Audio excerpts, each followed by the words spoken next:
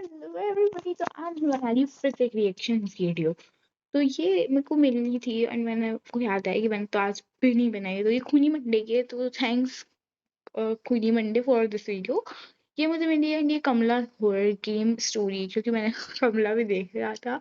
But मुझसे तो वो नहीं खेला जाएगा, मुझे ऐसा लगता है जहाँ तक कि मुझसे नहीं खेला जाएगा। बट अगर आप लोग बोलोगे तो मैं जरूर ट्राई जरूर करूंगी।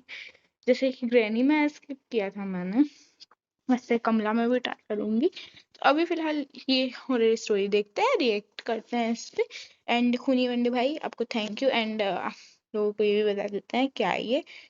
ठीक है, ये इसका कैप्शन है, अगर आपको भी देखनी है तो आप जा सकते हैं, सर्च कर सकते हैं एंड देख सकते हैं। दोस्तों, आज की हॉरर स्टोरी सुनाने से पहले मैं आपको एक इंटरेस्टिंग सा स्टैट बताना चाहता हूँ। हमारी कहानियां देखने वाले 80% लोग ऐसे हैं जो हमारी वीडियोस एंजॉय तो करते हैं, लेकिन उन्होंने हमारा चैनल अभी तक सब्सक्राइब नहीं किया है। अगर आप उन 80% लोगों में से हैं, तो बस आपको एक छोटा सा काम करना है। इस वीडियो के नीचे आपको एक सब्सक्राइब बटन दिख रहा होगा, बस उस सब्सक्राइब बटन इनको ना क्रेडिट देने के लिए ना मैं एक काम कर देती हूँ, सब्सक्राइब कर देती हूँ। थैंक यू करने के लिए मैं एक टाइम मेरे पास यही तरीका है, एक तो ठीक है। को दबाना है। बस इतना सा काम करना है आपको, और लगे हाथों बेल आइकन भी प्रेस कर देना, ताकि हमारी लेटेस्ट वीडियो आते ही आपको सबसे पहले पता चले।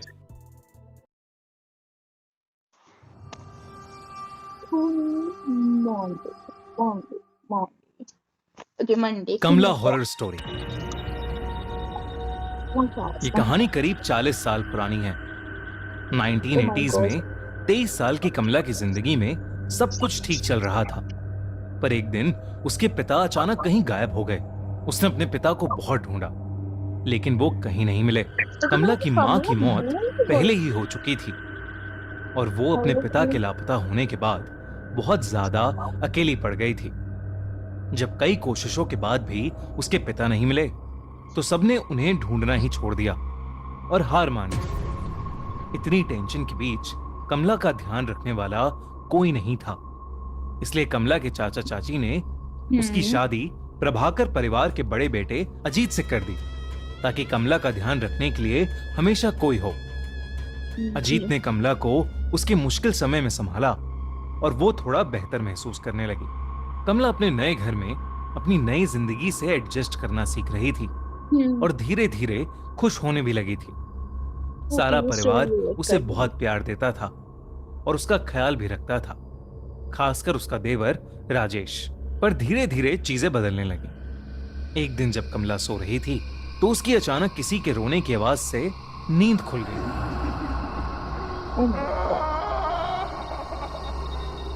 उसने अपने बगल में देखा तो अजीत अभी भी सो रहा था, और कमरे में उन दोनों के अलावा और कोई नहीं था। उसे वो आवाज फिर से आई, लेकिन अभी भी उसे कोई नहीं दिख रहा था। उसने इसे अपना वहम समझा और चुपचाप वापस सो गई। लेकिन उस दिन के बाद से उसे लगभग हर वक्त वो रोने की आवाजें सुनाई देने लगी थीं। उसे ऐसा लगने लगा था कि ये आवाजें शायद उसके पिता की हैं, जो दर्द में चीख रहे हैं और उससे मदद मांग रहे हैं। कमला अब घबरा चुकी थी, और उसने ये बात अजीत और रजनीश को बताई। दोनों ने ये उसका वहम समझा और उसे कहा कि शायद ये इसलिए हो रहा है क्योंकि वो अपने पिता को बहुत मिस कर रही है। धीरे धीरे कमला की तबीयत भी खराब रहने लगी। उसे हर वक्त गुस्सा आने लगा था। वो छोटी छोटी बातों पर चिढ़ जाती थी, और अगर उसे कोई किसी भी चीज के लिए मना करता, तो वो उसको जान से मारकर खाने की धमकी देने लगी थी। सबको लगा कि अपने पिता के खोने का दुख उसके दिमाग पर हावी हो रहा था, लेकिन इस सब के बीच कमला को वो आवाजें अभी भी आ रही थीं। एक दिन वो आवाज कमला को हवेली के एक पुराने कमरे से आ रही थी। वो जब उस कमरे में गई, तो उसे वहां एक काली मूर्ति मिली। उस मूर्ति को देखते ही उसे एक अजीब सी बेचैनी महसूस हुई। लेकिन जैसे ही उसने मूर्ति को छुआ, उसे बेहद अजीब सा लगने लगा। उसे घुटन महसूस होने लगी, और उसे सांस लेने में अचानक बहुत ज्यादा तकलीफ होने लगी। कमला ने घबराकर उस मूर्ति को वापस नीचे रख दिया। कमला को डर लग रहा था, और वो कमरे से बाहर ही जा रही थी कि उसके पैर में कुछ भारी सी चीज आकर लगी। जब कमला ने ध्यान से देखा, दोस्तों हम खूनी मंडे पर 300 से भी ज्यादा एनिमेटेड हॉरर स्टोरीज कर चुके हैं और अब हम आपके लिए लेकर आए हैं इंडिया का सबसे थ्रिलिंग पॉडकास्ट आंखों देखी, जिसमें हम ऐसे लोगों को बुलाएंगे जो अपने रियल हॉरर एक्सपीरियंसेस हमसे शेयर करेंगे। ऐसी Wow. थ्रिलिंग स्टोरीज और कॉन्स्पिरेसी थ्योरीज जो आपका दिल दहला देंगी। तो जैसे अभी तक आपने खूनी मंडे की एनिमेटेड स्टोरीज को प्यार दिया है, आप हमारे नए पॉडकास्ट आंखों देखी को भी उतना ही प्यार देना। हमारे पॉडकास्ट के पहले गेस्ट हैं एक कमाल के स्टोरी टेलर यूट्यूबर SR पे, जिन्होंने हमसे शेयर करी हैं पहाड़ों की बहुत सारी हॉरर स्टोरीज। तो इस वीडियो के बाद हमारे पॉडकास्ट आंखों देखी का पहला एपिसोड देखना मत भूलना, लिंक पिन कमेंट में।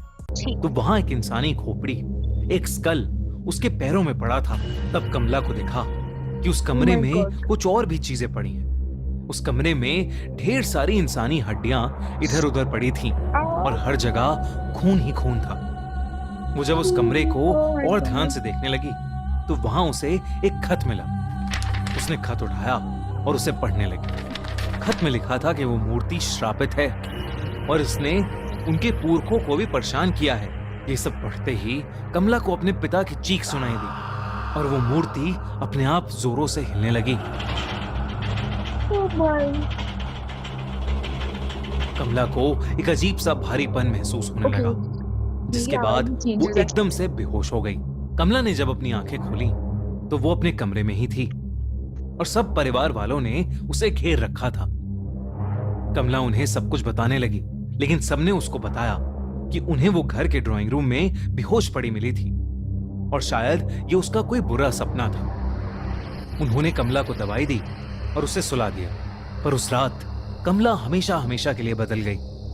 अजीत बाकी रातों की तरह डिनर के बाद वॉक करके कमरे में आया तो उसने देखा कि कमला बिस्तर पर नहीं, बल्कि कमरे के एक अंधेरे कोने में दीवार की तरफ मुंह करके जोर जोर से हंस रही है। उसने कमला का नाम चिल्लाया। कमला उसकी तरफ मुड़कर रोते हुए, मदद मांगते हुए उससे कहने लगी, मैं निर्दोष हूं, मुझे बचा लो। कमला को इस हालत में देखकर अजीत टूट गया और वो उसे गले लगाकर शांत करने लगा।